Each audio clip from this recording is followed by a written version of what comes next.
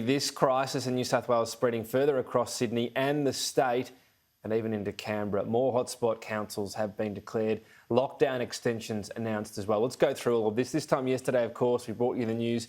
More than 50,000 in Dubbo. Residents there were entering lockdown. 3 new cases have been identified there. So the total in Dubbo, 6. As you can see from the map, several more lockdowns introduced for areas in the state's west and northwest, including Walgett, Burke, Warren and Wellington. So huge parts of New South Wales, more and more of this going red.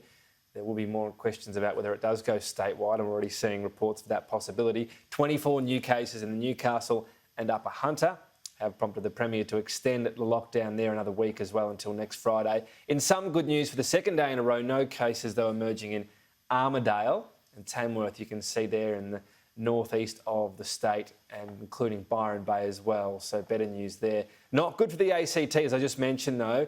It's going into lockdown as well. The first lockdown since May last year.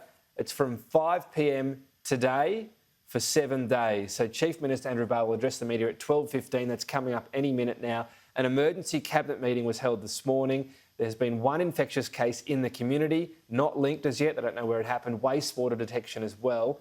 The usual reasons, essential reasons only to be able to leave home. So we'll have details on that. But Canberra, lockdown for the first time in more than a year.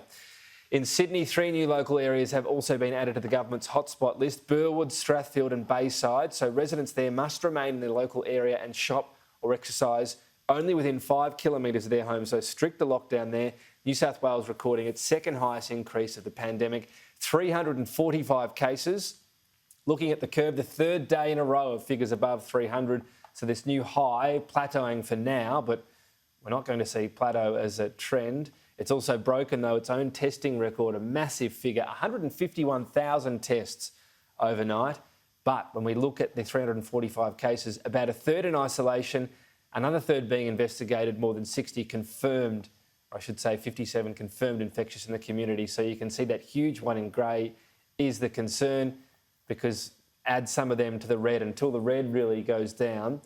That's the problem in terms of major easing of restrictions. 128, meanwhile, of the new cases are linked to a known case or cluster. For the second day in a row, more than 200 unlinked. In other words, the contact tracers are overwhelmed.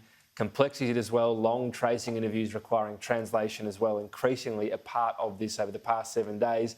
It's led New South Wales to call on the government to try to source more contact tracers. As you can see here, for the first time in the second wave, more unlinked cases over the past week than there are linked.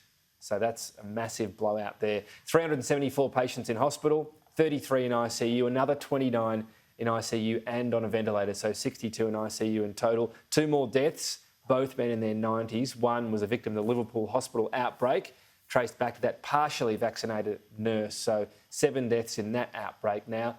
And also, we're looking at this every day as well. The breakdown of those ICU admissions continues to prove the benefits of vaccination. As you can see, the vast majority, 57 unvaccinated, 5 having had only 1 of the 2 jabs. So that's New South Wales.